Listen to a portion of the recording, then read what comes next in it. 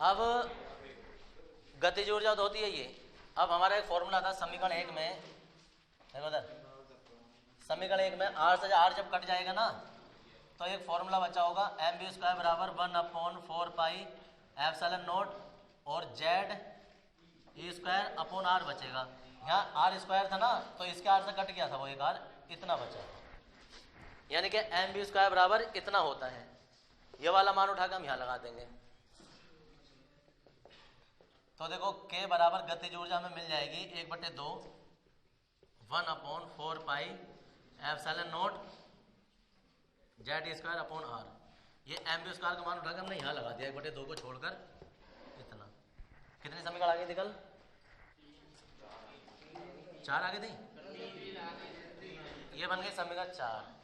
फिर हम कहेंगे स्थायी कक्षाओं की स्थितिज ऊर्जा। अब स्थितिज ऊर्जा का फॉर्मूला क्या होता है भाई, U बराबर, कोई पिंड उठा रहे हो क्या? इलेक्ट्रॉन और धातु विद्युत आकर्षण बल की बात चल रही है।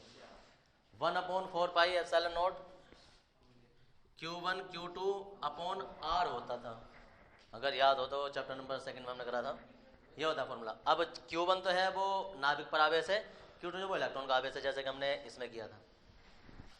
तो हम U बराबर निकाल देंगे, U बराबर 1/4 पाई एप्सिलॉन नॉट, इसकी जगह तो आ जाएगा नाभिक पर आवेश और Q2 की जगह आ जाएगा इलेक्ट्रॉन पर आवेश, और ये चिन्ह सहित लिया जाएगा। अब कोई ये क्यों लिया जाता है भाई, क्योंकि ऊर्जा जो होती है स्थितिज ऊर्जा ये अदिश राशि होती है। न्यूमेरिकल भी जब किए थे ना तो इसके चिन्ह सहित लेते थे, विद्युत क्षेत्र या विद्युत बल चिन्ह के साथ नहीं लेते थे। क्यों? क्योंकि वो उसके अंदर दिशा पहले से होती है, इनके अंदर दिशा होती नहीं है, वो अलग से दर्शानी पड़ती है। तो चिन्ह सहित लेंगे इलेक्ट्रॉन पर आवेश। ये आ गई हमारे पास U बराबर 1/4 पाई एप्सिलॉन नॉट, माइनस के साथ है Z e square upon r. समीकरण नंबर 5 हम कहेंगे स्थायी कक्षाओं की कुल ऊर्जा E बराबर गतिज ऊर्जा प्लस स्थितिज ऊर्जा। तो E बराबर जो फॉर्मूला आ जाएगा वो आ जाएगा, K की जगह लगा रहे हैं हम 1/4 pi epsilon naught Z e square upon r, और प्लस होता लेकिन माइनस हो जाएगा इस माइनस के कारण, 1/4 pi epsilon naught Z e square upon r. Common ले लो,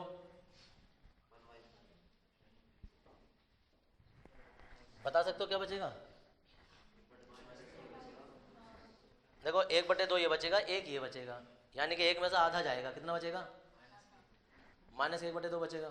आ रहा समझ में? डायरेक्ट लिख दूं वरना 2 लाइनें बढ़ रही हैं हमारी यहाँ। माइनस के 1/2 बचेगा, क्योंकि ये और ये तो कॉमन आ जाएगा, यहाँ माइनस का 1 बचेगा, ऐसा करके, और यहाँ 1/2 बचेगा। तो 2 का 2 में से 1 जाएगा तो -1/2 बचेगा। कहने का मतलब ये है, तो -1/2 ये है, into 1/4 pi epsilon naught Z e square upon r. ये आंसर नहीं आया अभी, आर का मान हमने कल निकाला था, वो यहाँ लगाना है। चूंकि आर बराबर, बताइए जरा साफ साफ जरा, रुको एक आदमी बोलो कोई, epsilon naught n square h square upon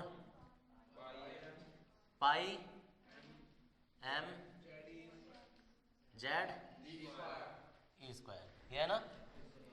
इसलिए E बराबर देखो अब 1/4 pi epsilon naught Z e square upon r की जगह सारा मान आने वाला है epsilon naught n square h square upon pi m Z e square. देखो क्या क्या कट सकता है, जेड ई स्क्वायर कटेगा, देखो पाई से तो पाई कैंसिल हो जाएगा और बस यही होगा,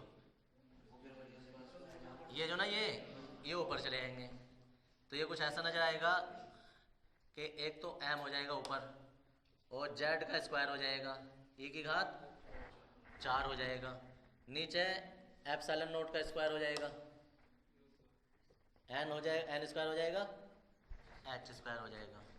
ये e का मान बन गया। 4 यहाँ। ठीक है जी, कितना आ गया है। अब सुन लो एक मिनट, m और g z² तो अलग लिखेंगे हम, m e की घात 4 एप्सिलॉन नॉट का स्क्वायर और g n स्क्वायर भी अलग लिखेंगे और h स्क्वायर। एक फॉर्मूला बना रहे हैं हम,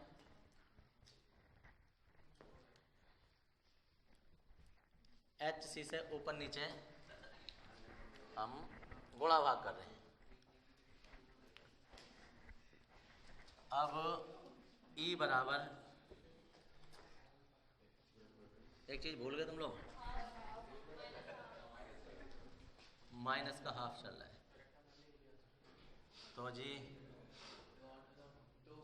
माइनस का, अब माइनस का ये 4 का क्या हो जाएगा, ऐसे करना ना, तो ये हो जाएगा 8,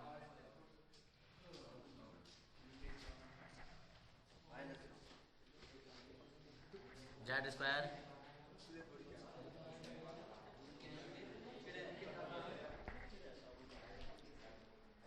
ये है भाई, देखो उधर HC और ये n स्क्वायर। अब देखो उधर जहां जहां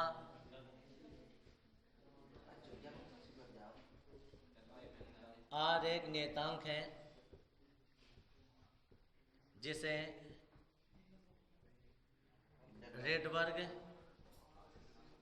नियतांक कहते हैं। अब देखो उधर ये ना सारी चीजें गायब हो गई, यहाँ R आ गया। अब कोई ये क्या बवाल हुआ भाई, जहां R बता, देखो ना, जहां R बराबर, R का जो मान है वो m है, e की घात 4 है और ऊपर का HC तो ऐसे कैसे रहते हैं, ये अंदर गुणा होगा बटे 8 एप्सिलॉन नॉट है, h की घात क्यूब है और c है। देखो ऊपर वाला ये है, इसके साथ में इतना सारा बनाया ना, चाहो तो इसे ऐसा लिख लो। देखो उधर इसे ऐसा लिख सकते हैं हम, माइनस के जेड स्क्वायर m e की घात 4 अपॉन 8 एप्सिलॉन स्क्वायर h की घात क्यूब और c into SC upon n square, ये वाला n। अब देखो उधर ये जो बना है ना, ये इतना, ये जो बना है, अगर समझो ध्यान से देखोगे तो m इलेक्ट्रॉन का द्रव्यमान है 9.1 गुणा 10 घात -31 होता है। E इलेक्ट्रॉन पर आवेश है 1.6 गुणा 10 घात 19। एप्सिलॉन नॉट का मान 8.85 वाला होता है, H का मान 6.6 10 घात 34 होता है माइनस में, C 3 गुणा 10 घात 8 होता है। ये सारे नियतांक हैं, समझ गए, ये सारे नियतांक है। तो इन सबको नियतांकों को, इतने सारे नियतांक ना लिखकर एक ही नियतांक से दर्शाया जाता है और वो R होता है।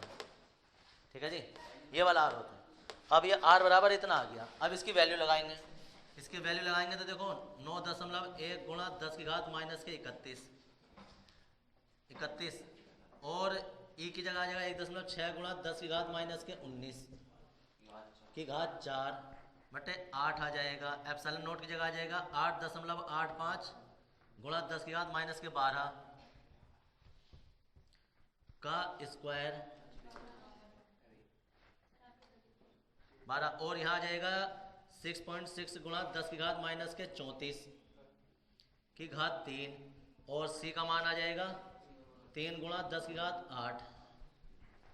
ये सब सॉल्व करके ना 1.097 आ जाएगा गुणा 10 की घात 7 मीटर इनवर्स। एक नंबर में पूछा गया था रेडबर्ग नियतांक का मान, सीधा ये पूछा गया था। देखो ये होता है 1.097 गुणा 10 की घात 7 मीटर इनवर्स। तो मीटर इनवर्स में आता है क्योंकि जब इनके सबके मात्रक भी लगाते हैं ना तो सिर्फ मीटर ही बचता है बट्टे में, तो वो मीटर इनवर्स बन जाता है। ये है रेडबर्ग नियतांक और ये है तुम्हारा स्थायी कक्षाओं की ऊर्जा का सूत्र, जिससे हम डायरेक्ट ऊर्जा निकालेंगे न्यूमेरिकल में, ये काम आएगा। ये बनाया कैसे है, बस लास्ट में यही चीज़ें याद रखना कि जो भी आंसर आ जाता है उसमें SC से ऊपर नीचे गुणा करते हैं। क्यों करते हैं, क्योंकि H और C जो होता है ना, तो रेडबर्ग नियतांक में H की घात 3 होता है और C भी होता है, तो HC हमने बनाना पड़ गया अपने पास से। ये ऊपर वाला सी जो वो इनके साथ रहता है सी, नीचे वाला इनके साथ गुणा में आ जाता है, यही आ गया। तो ये सोल्व करके इतनी होती है स्थायी कक्षाओं की ऊर्जा। अब याद रखो 3 प्रकार के आर्टिकल कल से हमने निकाल दिए हैं, स्थायी कक्षाओं की त्रिज्या, स्थायी कक्षाओं का वेग, स्थायी कक्षाओं की ऊर्जा। ठीक है जी, इतना है। अब एक हेडिंग आ जाता है कि सुनो सर, एक हेडिंग आ जाता है कि उत्सर्जित, कल हमने एक वो किया था तीसरा पॉइंट जब नील बोहर का लिखा था तो उसमें निकाला था उत्सर्जित ऊर्जा डेल्टा ई बराबर कितना होता है, तो E2 माइनस E1। तो देखो ये है, इसी का ही हम पहले 2 बनाएंगे और इसी का ही 1 बनाएंगे और इसे आपस में घटाएंगे, उत्सर्जित ऊर्जा वो निकालने वाले। इससे अगला हेडिंग है, बता रहा हूँ।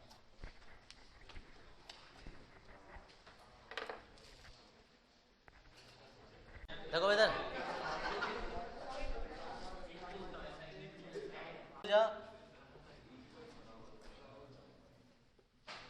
n की जगह 1 हो जाएगा यहाँ RH/1 का स्क्वायर।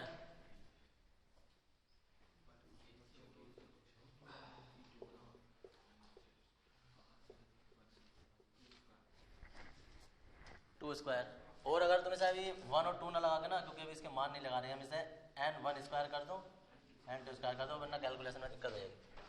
ये हो गया है। अब हमें निकालनी है उत्सर्जित ऊर्जा।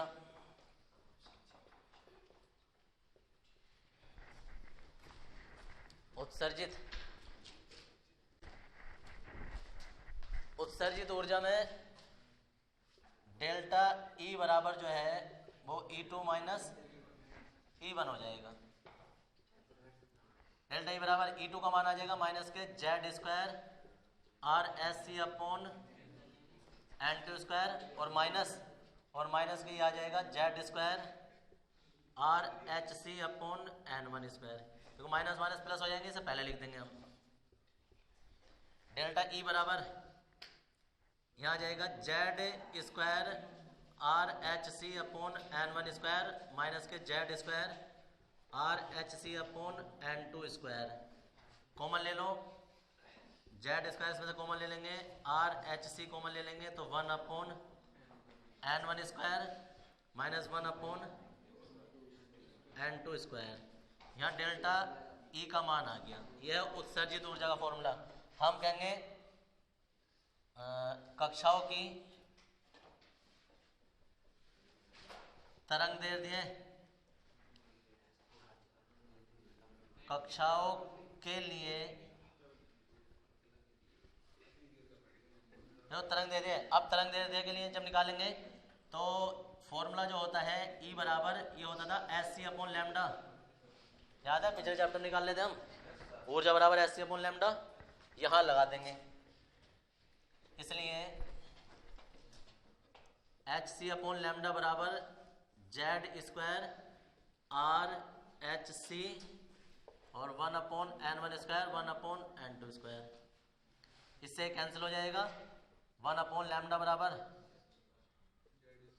Z स्क्वायर, और जी यहाँ आ जाएगा 1/N1 स्क्वायर 1/N2 स्क्वायर। ये इनकी तरंग दैर्ध्य आ जाती है। फिर हम कहेंगे चूंकि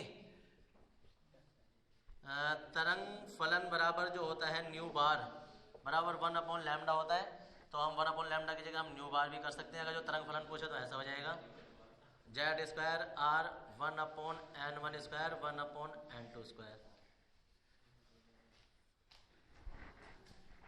इतना आ जाता है। और इसके बाद हेडिंग आ जाता है उत्तेजन ऊर्जा तथा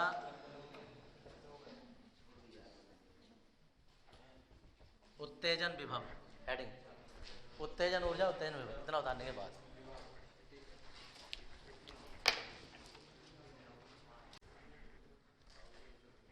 वह न्यूनतम ऊर्जा जो किसी परमाणु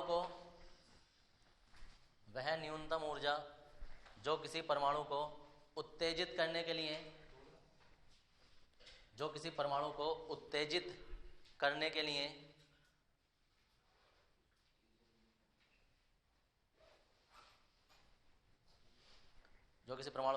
करने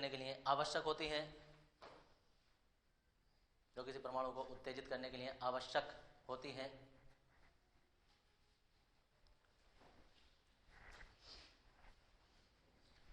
उत्तेजन ऊर्जा कहलाती है। उत्तेजन का मतलब होता है पहली कक्षा से अपनी अंतिम कक्षा में पहुंच जाए तो वो उत्तेजन ऊर्जा होती है, और अगर जब कक्षा से बाहर निकल गए तो वो आयनन ऊर्जा होती है। उत्तेजन ऊर्जा कहलाती है। और टकराने वाले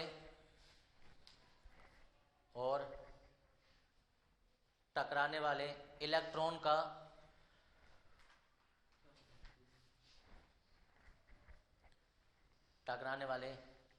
का वह त्वरक विभव, त्वरक आधा तय व रे और कै, त्वरक विभव जो परमाणु को, और टकराने वाले इलेक्ट्रॉन का वह त्वरक विभव जो परमाणु को यह ऊर्जा प्रदान करता है,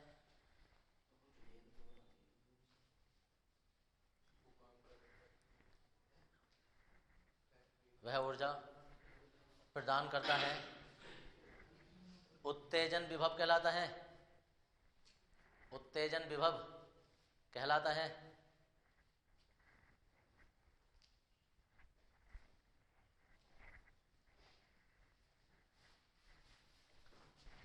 हो गया। उसके बाद हेडिंग डाल देंगे आयनन ऊर्जा तथा आयनन विभव। आयनन ऊर्जा तथा आयनन विभव। कल श्रेणी बनाएंगे, लायमा श्रेणी, भामा श्रेणी, आयनन विभव। इसमें लेंगे लाइन लिखो, एक एक लाइन की परिभाषा, एक नंबर की परिभाषा है। इसमें लेंगे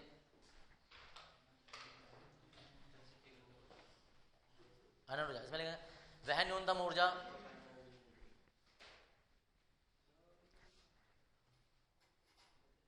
वह न्यूनतम ऊर्जा जो किसी परमाणु को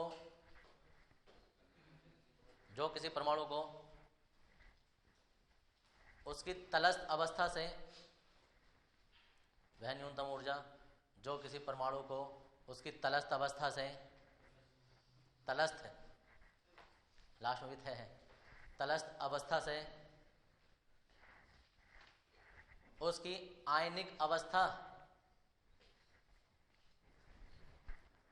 उसकी आयनिक अवस्था में परिवर्तित,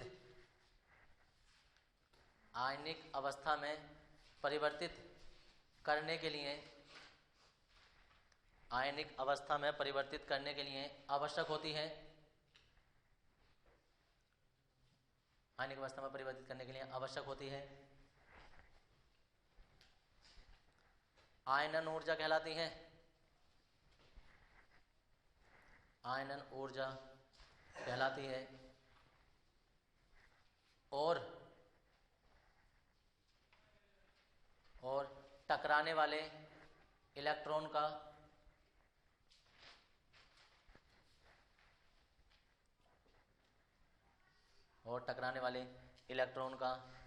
वह न्यूनतम,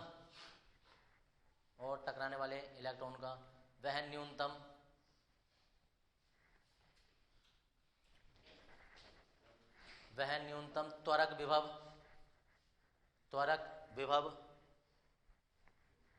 जो परमाणु को यह ऊर्जा प्रदान करता है,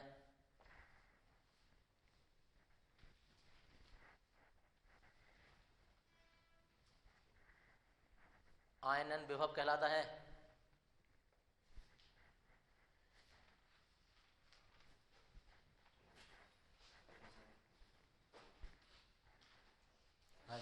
कल विभिन्न कक्षाओं की उत्तेजन ऊर्जा और आयनन ऊर्जा निकालेंगे।